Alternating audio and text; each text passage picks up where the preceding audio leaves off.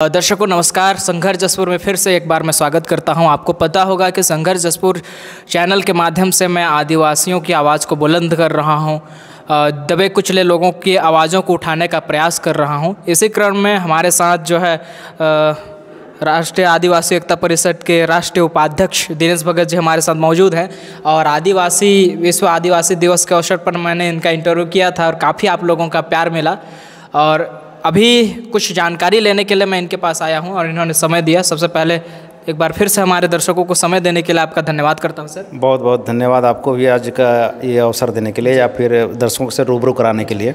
सीधा सवाल यह है कि छत्तीसगढ़ में खुशी की लहर दौड़ पड़ी है, पूछे कैसे? इस बात के लिए क्योंकि छत्तीसगढ़ में अब और उद्योग आने वाले हैं और छत्तीसगढ़ में और विकास होगा, हमारे लोगों का विकास होगा, हमारे क्षेत्र का विकास होगा। क्योंकि हमारे आदरणीय विष्णुदेव साय जी अभी विदेशों के दौरे पर गए हुए थे और सूचना मिली है कि कई उद्योगों को आमंत्रित किए हैं हमारे छत्तीसगढ़ में, जिससे हमारे छत्तीसगढ़ की आर्थिक स्थिति सुदृढ़ हो।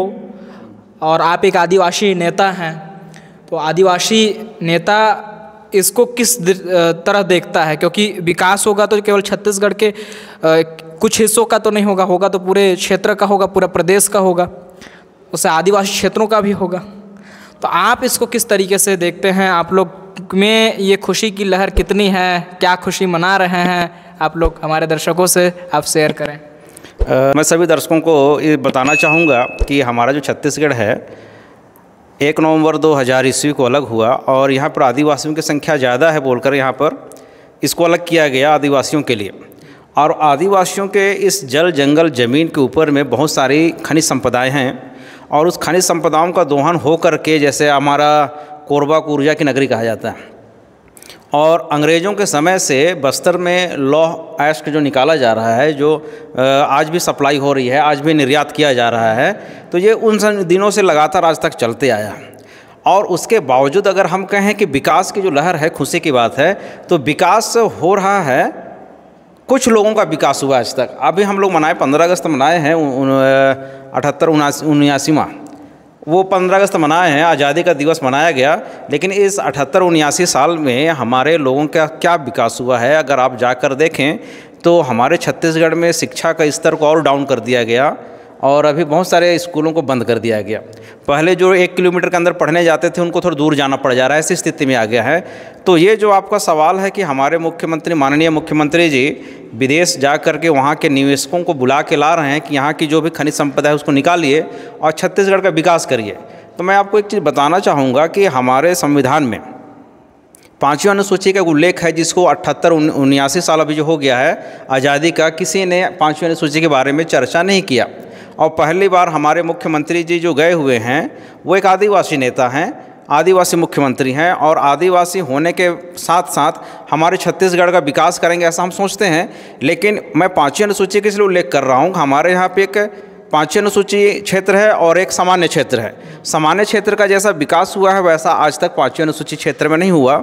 और हम 5वीं अनुसूची क्षेत्र में जितने भी जल जंगल ज़मीन है वो वर्जित क्षेत्र अंग्रेज़ों के समय में था कि वहाँ पर शासन प्रशासन उनको मतलब शासन प्रशासन के लोगों का एक नियंत्रण था कि 5वीं अनुसूची में आदिवासियों को अपने तरीके से जीवन यापन करने का 244 अनुच्छेद में दिया गया। आज हमारे उस 244 अनुच्छेद का हनन हो रहा है हमारे माननीय मुख्यमंत्री के द्वारा। और बस्तर को जिस तरह से इन्होंने अभी पूरा खनिज संपदा को निकाला है, अभी तत्काल की बात है आपको हंसदेव में जो बात कोयला अडानी ने पेड़ कटवा दिया है, आपका तमनार के पास रायगढ़ में है, यहाँ पर पेड़ कट रही है। तो आदिवासियों का विकास नहीं हो रहा है बल्कि आदिवासियों का विनाश हो रहा है। कहीं जैसे सर आप कह रहे हैं कि आदिवासियों का विकास नहीं हो रहा है, तो आदिवासी मुख्यमंत्री पहले नहीं थे, अब जो है आदिवासी मुख्यमंत्री हैं, तो संभावना है कि आदिवासी क्षेत्रों का भी विकास हो छत्तीसगढ़ में? मैं आपको एक बात बताना चाहूँ, जैसा कि आपने मेरा परिचय कराया, राष्ट्रीय आदिवासी एकता परिषद राष्ट्रीय उपाध्यक्ष और राष्ट्रीय आदिवासी एकता परिषद के संरक्षक हैं माननीय वामन मेश्राम जी। वो एक चीज़ बहुत अच्छा बोलते हैं कि हमारे लोगों को पोजीशन दिया जाता है, पावर नहीं दिया जाता है। यानी कि हमारा मुख्यमंत्री तो है लेकिन उसके पास वो सारे अधिकार नहीं रहते हैं कि हमारे आदिवासियों के लिए या फिर हमारे छत्तीसगढ़ के लोगों के लिए क्या सही और क्या गलत है। कुछ चंद उद्योगपति लोग ही हैं जो कि आज भी चला रहे हैं पूरे भारत देश को। तो मैं ये बताना चाहूँगा कि आदिवासी मुख्यमंत्री तो है, लेकिन निर्णय जो है ऊपर के जो लोग हैं, पार्टी के जो लोग हैं, वो निर्णय लेते हैं, वो इनको मानना पड़ता है और उसी को लोग फॉलो करते हैं। हमारे आदिवासी हित की बात अगर आप कुछ दिन पहले आपने सुना होगा, बगिया एक गांव है जहां से हमारे माननीय मुख्यमंत्री जी हैं, उसके जस्ट 1 किलोमीटर के अंदर में एक हॉस्टल है। उस हॉस्टल में रात के समय एक बच्चे को, तीसरी क्लास के बच्चे को, पढ़ने वाले को हॉस्टल में सांप ने डस दिया। कौन से गाँव से? कौन से बगिया। बगिया। तो उस नज़दीक में 1 किलोमीटर की दूरी में किसी बच्चे को सांप डस दे रात के समय और उसकी मृत्यु हो जाए, और उसके लिए कितना, तो आप कैसा समझ सकते हैं कि उन्होंने अपने अगल बगल क्या तैयारी किया है। हॉस्टल का रख रखाव सही नहीं रहा होगा, चाहे जो भी होगा। मैं इस पर इल्ज़ाम नहीं लगाना चाह रहा, इस पर मैं बात नहीं रखना चाह रहा था। मैं ये बताना चाह रहा हूँ कि मुख्यमंत्री जी हैं हमारे, और वो कितनी ज़्यादा अलर्ट हैं, कितनी ज़्यादा उनके क्षेत्र में विकास हो रहा है, वो उस बात से अंदाज़ा लगाया जा सकता है कि उसके अगल बगल की स्थिति में हॉस्टल में ऐसा घटना घट जाए, वो भी सरकारी हॉस्टल में रात के समय में, जहाँ पे साफ़ सफाई नहीं रहा होगा, चाहे और भी कोई दिक्कत रही होगी, जो सांप को आना आ गया और उसके साथ ऐसा घटना घट गया। बहुत दुखद घटना है, हमारे संवेदनाएं उनके परिवार के साथ में हैं। तो आज जब विकास की बात कर रहे हैं, विकास का और विनाश का, अभी हमारे कुछ साथी हैं, उन्होंने कहा कि आदिवासियों को 5वीं अनुसूची के तहत में जंगल ज़मीन का अधिकार हमें संविधान ने दिया, और संविधान के तहत हमको मालिकाना हक दिया जाए आदिवासियों को।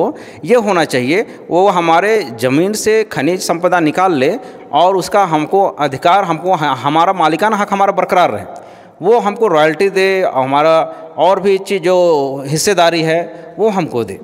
हम ये मांगते हैं। आप लोग ये चाहते हैं जी। तो हम अभी जो है, जैसे हमारे पूर्व उप मुख्यमंत्री जी ने अभी प्रेस कॉन्फ्रेंस करके रामगढ़ की जो परेशानी बढ़ती जा रही है, हसदेव के कुछ क्षेत्र की परेशानी बढ़ते जा रहे हैं, खबर मिली है कि बादरखोर जो हमारे जसपुर ज़िले के कुछ क्षेत्र में, बादरखोर का कुछ क्षेत्र इधर भी आता है, तो बादरखोर के जंगल भी निरंतर कट रहे हैं और इसमें वन विभाग कोई ध्यान नहीं दे रहा है। इसका क्या कारण हो सकता है? एक तरीके से विकास की, जैसे आपने बोला, मैं भी उधर ध्यान अपना आकर्षित करना चाहता हूँ आपकी बातों से। देखिए, विकास आ रहा है लेकिन यहाँ का विनाश भी एक तरीके से हो रहा है। आदिवासी समाज इसको कैसे देखता है? विकास हो तो रहा है, ये प्रोपोगंडा है उसके अंदर में, मीडिया में है, कुछ लोगों का विकास हो रहा है। और आज आप देखेंगे बहुत सारे आंकड़े हैं जो हमारे भारत देश में भुखमरी के कगार पर लोग हैं, आज गरीबी बीपीएल रेखा के नीचे हैं। तो इसको अगर विकास माना जाए तो ये पोजीशन तो उठना चाहिए। जीडी, जैसे आप विकास की बात कर रहे हैं, लगातार ऐसे जंगल भी कट रहे हैं, मैं पूछना चाह रहा हूँ, मुख्यमंत्री जी कह रहे हैं कि यहाँ के लोगों को रोज़गार मिलेगा, भारतमाला आएगी, रेलवे आएगी, तमाम उद्योग आएंगे। जैसे हर्राडांड एक गांव है, आप कुनकुरी के जस्ट बगल में सुने होंगे, तो वहाँ पे बहुत बड़ा स्टेशन बनने वाला है बिजली का, तो यहीं के लोगों को उद्योग मिलेगी, ऐसे बोला जा रहा है। क्या आदिवासियों को उसमें रोज़गार नहीं मिलेगा? मिलेगा, मिलेगा, आपके कहने के अनुसार मिलेगा, लेकिन आदिवासियों की जो योग्यता है, पढ़ाई है, और उसके हिसाब से नहीं है जो टेक्निकल है। और टेक्निकल योग्यता नहीं होने की वजह से यहाँ के जो लोगों को मिलेगा ये छोटा पद मिलता है। अब आप ये कहेंगे कि आप नहीं योग्य हैं, नॉट फाउंड सुटेबल कहा जाता है। ये भी बात है ना, जो नॉलेज, सर तो बिल्कुल सही बात है, जो योग्य होगा उसी को मिलेगा। तो योग्यता की तैयारी हमारे लोगों को पहले करवाना चाहिए था मुख्यमंत्री जी को, या फिर आरक्षण जो रखा गया था, आरक्षण प्रतिनिधित्व का मामला है कि इनको इतनी हिस्सेदारी होनी चाहिए, लेकिन प्राइवेट सेक्टर में आरक्षण का रोस्टर लागू नहीं होता है। और हमारे यहाँ भारत में देखा जाए तो जितने भी पहले जो कंपनियाँ थी, सरकारी कंपनियाँ थी, वो सारी की सारी बेचे जा रही हैं। तो इससे आरक्षण को बिना टच किए ही आदिवासियों को उस संस्था से, संस्थान से अलग कर दिया जा रहा है। अच्छा, तो हमको उसका लाभ नहीं मिल पा रहा है। अभी 4-5 दिन पहले की बात है, किसी ने, मैं व्हाट्सएप में देखा था कि नियुक्ति पर बाहरी लोगों को प्राथमिकता दिया जा रहा है, आउटसोर्सिंग को, उसका विरोध कर रहे हैं टीचर लोग। तो यहाँ पर भी आउटसोर्सिंग को अगर प्राथमिकता दिया जाएगा तो यहाँ के लोगों को तो यही कहा जाएगा कि आपके पास में योग्यता नहीं है। तो इस तरह से हमारे लोगों को क्या मिला फिर? आप वो अगर देना चाह रहे हैं आदिवासियों के लिए, हित की बात कर रहे हैं, आदिवासियों के विकास की बात कर रहे हैं, तो पहले इनको उस लायक बनाइए थोड़ा सा, या फिर वो नहीं है तो उनको लिए रियायत दीजिए 2 साल का, 3 साल का, और उसमें उसको ट्रेंड करिए। जैसे कि आपका कोर्स होता है तो वो कोर्स कराइए 2 साल का, विभागीय कोर्स करा के उनको आप ट्रेंड करके उसको रखिए। लेकिन आपका ऐसी सरकार की अगर मंशा नहीं होगी तो हमारे आदिवासी भाइयों को तो छला जाएगा, या फिर छलावा होगा हमारा, ये जितनी बातें कहा जा रहा है। तो इससे बिल्कुल ही छलावा का मामला है, ऐसा आप लोग सोचते हैं? आदिवासी समाज ऐसा सोच रहा है? बिल्कुल बिल्कुल, हमको इस बात से बिल्कुल एक स्वर में हम कह सकते हैं, क्योंकि आज तक हमको छलावा ही मिला है।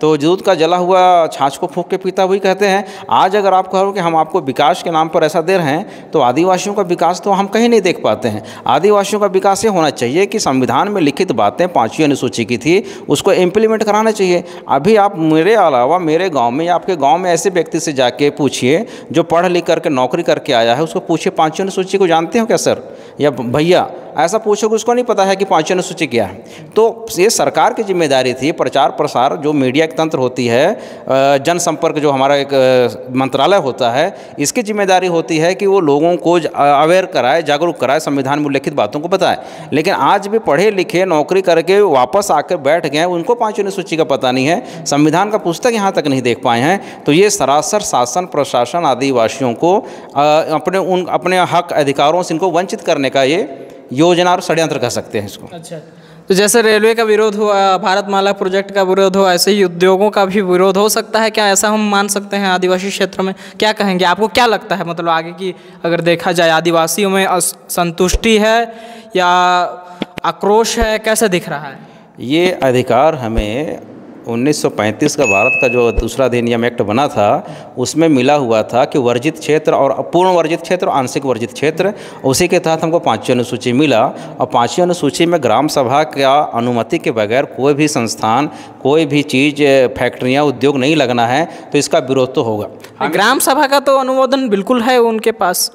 आप देखिएगा कोई भी जो क्षेत्र है, जैसे हर्रानाड़ की बात करें, तो वहाँ भी ग्राम सभा से प्रस्ताव पारित किया गया है, उनके पास तो है ग्राम सभा का।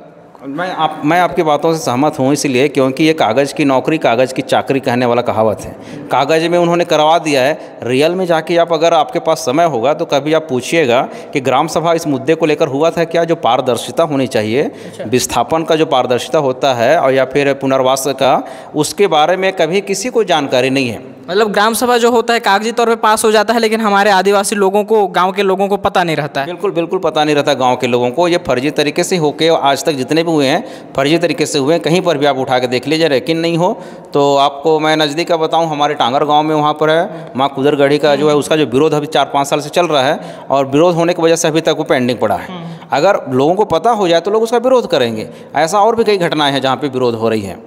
हमारा सिंगी बहार में है, वहाँ पर बिजली का जो सब स्टेशन बनना था, उसका विरोध कर रहे थे कि हम इतने साल से उसको काबिज करके रखे थे, खेल ग्राउंड था हमारा जगह, उसको सरकार अब ज़बरदस्ती अपना अधिग्रहण कर रहा है। तो आदिवासी को जब जानकारी, सही जानकारी देंगे तो उसका विरोध करेगा, क्योंकि ये उनका स्पेशल क्षेत्र है, अनुसूचित क्षेत्र है। अच्छा, इसलिए वो उसका विरोध करेगा। बल्कि आप उद्योग बनाना चाहे, विकास करना चाहें तो उसका मालिकाना हक उसको शेयर दें, जैसे कि मैंने आपको शुरू में कहा, उसका हिस्सा हमको दें और मालिकाना हक हमारे पास रहने दें, तो इसमें किसी प्रकार कोई आपत्ति नहीं होगी। अच्छा, बहुत बहुत धन्यवाद सर आपका। ये थे राष्ट्रीय उपाध्यक्ष जी, राष्ट्रीय आदिवासी एकता परिषद के दिनेश भगत जी, और इन्होंने अपनी बातें रखी। और विकास की बात तो बहुत हो रही है, लेकिन जंगल भी कट रहे हैं हमारे क्षेत्र में, सरगुजा संभाग के क्षेत्र में।